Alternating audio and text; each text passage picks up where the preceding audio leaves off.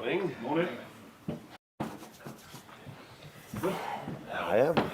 A bit of a cold maybe, but Yeah, you sound it, yeah. Always around Christmas. always in the winter break, in the winter periods, yeah.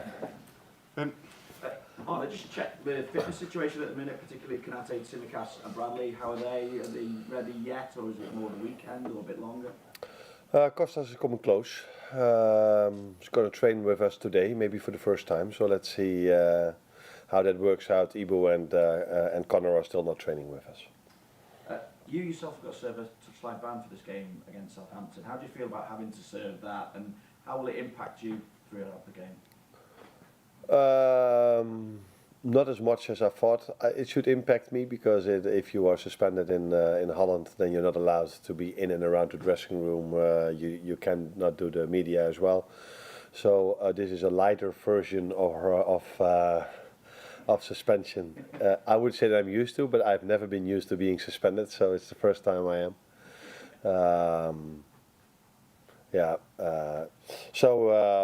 I think I'm still able to do the things I want to do. The moment you have, the less impact you have on your team is during the 45 minutes, and the most impact you can have is at halftime before the game. And those are the things I can do. But in an ideal situation, I would have just been on the sideline. But I got a yellow, which I probably deserved again as well. And it happens. Do you think you deserved all of them, or are you a little bit surprised? No. One of the three I didn't deserve, but I told what I said back then, which was for Tony. Okay, that's the word we don't use that much over here. But that was meant to one of my players, so that one was a misunderstanding. But the one I got against Chelsea was absolutely deserved. This game I could have got 5 maybe. So to come out with 1 was maybe even a. I have to thank the referee for that. But what do you expect from Southampton, given obviously they've changed their manager, or they're about to change their manager, but they have taken Russell Martin out of there? Yeah, which is in my opinion a pity, and maybe it's a good moment when we talk about referee decisions and how to react on that, and the manager being sacked. I feel really sorry for Gary O'Neill. He's done so well, in my opinion, if you look at how his team is playing, and he was so unlucky in multiple occasions, especially against West Ham, in my opinion. So these things happen, and Russell Martin has done so well last season at Southampton. Plays this season again a good football. We've experienced this when we had such a tough day over there. We only beat them 3-2. So you always feel sorry if managers don't get the chance to continue, and especially in these two situations, because for me they are managers that had a good idea of how they wanted to play with the team, and unfortunately they weren't able to get enough points, and then managers get sacked. Do you wonder what to expect? Sorry, that was your question. I didn't answer it at all. I have. It's difficult because I saw them during the weekend starting with 4 at the back, which they changed after 15 minutes, going to 5 at the back, and the one that takes over normally plays with 4 at the back. So what can you expect? What would you expect? 4 or 5? I'm going 4, to be fair. You're going 4. Okay. They're all up in the air at the minute. I think the players maybe feel more comfortable with 5 from what I saw during the weekend. But yeah, it's also a moment for the manager to have his impact, and maybe if he truly believes 4 is the best, then he and depends maybe also how long time is he going to get. Is he only there for 1 game, or is he there for longer? Will he play with his normal starters if he only has 1 chance or a few chances to lead the team? Will he then do what's best for the Premier League, or for him as a chance to maybe reach the semi-final of the League Cup? So it's difficult what we can expect in terms of formation, in terms of personnel. But what we do know is that we have to play an away game against Southampton, against 11 players.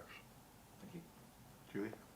Morning. I just want to check right now where you are as a side. Is this where you anticipated to be in a quarter-final, still fighting on all fronts when you came into this job? To a certain extent, yes, because I think that is normal for Liverpool to be fighting for every trophy and to be for a long time in every cup to go all the way. This happened last season when but when this club won this competition. So I'm not surprised that with the quality we have, we are competing at this moment for these three trophies, and the fourth one is starting in January. But it is a challenge because we have a lot of competition, great competition in other teams here as well, and also in the League Cup. If you look at the other teams that are still in, it's for none of the teams that are in is going to be an easy road to the final. And Diogo Jota has returned to the squad. Is this a good time for him with all these games and this particular match coming up to get more match fitness? That is for me the positive thing also about the League Cup, because like you've seen, I think till now we haven't played with many starters yet. So it's mostly been a game where the ones that haven't played that much started the game, and that's really important. So for the likes of Vata, Endo, for example, he hasn't played that much, but fortunately for us, he plays for his national team, and the few times he can play in the League Cup helps him to keep his rhythm as well. So Jogo would have been definitely one that was ideal for him to play, but after the game he wasn't completely fit, so he didn't train with us yesterday. So let's see if he can train with us today. So don't expect him to start. Hopefully he can make some minutes, but I don't expect him to start tomorrow. Hi Arne, it's been notable in all the games that Liverpool haven't been winning towards the end, that you've been willing with your tactics and your substitutions to maybe sacrifice a defeat in the pursuit of a win. Even in situations where maybe a draw would be creditable, like away at Arsenal or down to 10 men for 70 minutes, for example. Has this always been your philosophy, or have you maybe been influenced by the group who've been so good at winning games late on? It is a combination of both. It's always been my philosophy since I've been a manager to try to win the game in the end. But it's definitely also that our players have this same mentality long before I came here. So it's probably also the mentality of the club. It's the mentality of the players. Maybe that's also one of the reasons why they brought me in, because it's also my mentality to try to win every game, even if we're in a situation like you said where you can accept a draw as well. But it's the mentality we have together, and that's why we are at this moment of time happy with each other. I know you said Jogo might not be fit enough to start. How's Federico doing? Is this a game where he could potentially start him, or does he still need to manage to get better? It's definitely a moment where he can get minutes, and the amount of minutes is a question mark. You cannot expect from him to play 90, I think, especially not on this level, where the intensity is so high, because he's been out for 5 or 6 months now. But he will, if he has a good training session, he will make minutes. But it's going to be a game where not all our starters will start, so we have to manage minutes. If we want to use a few starters, not for 90 minutes, so we have to balance. I can only make 5 substitutions, if you know what I mean. So the ones that make minutes and go off maybe at half time can be more than 5 because you can only make 5 substitutions. So he will make minutes, Federico, tomorrow. If he starts or comes in or plays the second half, that's something we have to make a decision about during this day. So it's been a massive boost having Alisson back for the past couple of games for this competition. In the past has been massive, but could we expect him to come back in tomorrow? Yes, you can. And you've spoken a lot about in the past about his quality, but just in terms of his character and his temperament as a number 2, it's one of the most difficult jobs in football really, but can you just tell us a little bit about him and how he's dealt with sort of dropping back out of the team? Yes, I agree with you. It's one of the most difficult jobs in football if the first goalkeeper is always available, because then you work for the whole season and you hardly ever have the chance to play because you normally don't come in 10 minutes or 15 minutes before the end. He's, unfortunately for us, but good for him. He's already made quite a lot of minutes. So I think if we make a list of players of the amount of minutes, there will be players that have far less playing time than him. So I think he can look back at the first half season as for himself as a positive first half of the season. We as a club, of course, hope that all players are available in the second half of the season, so he will not make the amount of minutes as he did in the first half. But we are really fortunate to have such a great second goalkeeper that if we need him, he's able to do as well as he did. Could you talk a little bit about your backroom staff, because they'll be maybe a bit more in the spotlight tomorrow. Yeah. Everybody being suspended. You relate how long you sort of, sorry, how much sort of delegation you give to them, how important they are to you. You understand the relationships with Sipka. Yeah. Sipka worked with for a long time, so we know each other in and out, especially football-wise.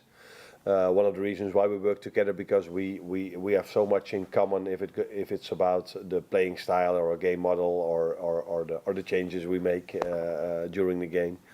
And John Heitinga is now here with me for the first half season, and I couldn't have wished for more. So very. Yeah, if I say talented, I do not even rate him high enough, because he's more than that already. He's been a head coach himself, but he's still young. But grew into our staff from the start in a very good manner. So has the same idea about football. That's also why I chose him to come to us as well. But the way he's with the boys, just like Sipke, is very positive. We do almost all the things we do together, like in every other staff. I think it's like this, but that's definitely the way it is over here as well. They get a lot of time to work with the players in the individual way, but also lead part of sessions. Have the same idea about football as I do. So yes, I will be involved tomorrow. But if I wouldn't be, that would not be a problem at all for the players. They would not notice anything different then, I think. And then we're talking about the technical staff, but I think we've all seen how much of a compliment our performance staff and medical staff should have if you look at how players come back, like Allison, like Jota now 2 days ago. But also that we can be with 10 and our opponent can say it felt like they had 11. That probably tells you a lot about our performance staff and about the players, but I have given them enough compliments, so let's stay with the performance staff and the medical staff and my backroom staff for now. Just one on the suspension. Do you think you need to change anything in the way that you behave on the touchline, or is it just unusual? Have you thought about that at all? Nah, you always reflect, but I think in general I'm calm. But if I don't know if it's smart to say this, but if so. There's also a limit for me. Let's put it that way, and then I can get emotional, and that unfortunately that limit is earlier reached by referee decision than the decision my players make,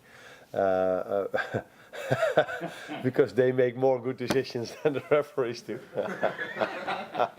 in my opinion, for my team. No. The Chelsea game was emotional. We should have had a second penalty, but the VAR changed it. This game, I think there were a lot of controversial decisions being made, and if you're then down to 10, that comes even that works out even harder, or how should I say this?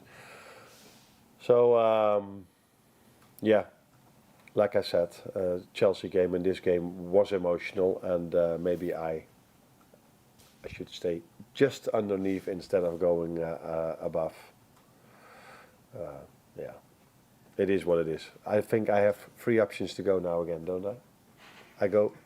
Is it again 3 before I? Okay. Yeah. Okay. Well, on that topic, Arne, I just wanted to say, because obviously you were very used to what Jurgen Klopp was like on the touchline. You're not like Jurgen Klopp on the touchline, but does this show you've still got that?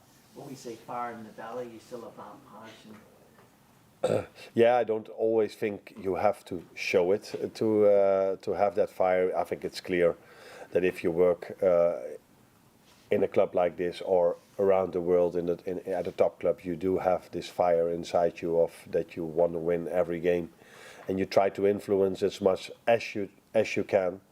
And the mistake I've made 2 times already here and 1 or 2 times in Holland, that sometimes you think that creating an atmosphere that the whole world is against you can lead to some positive decisions in the end of the game.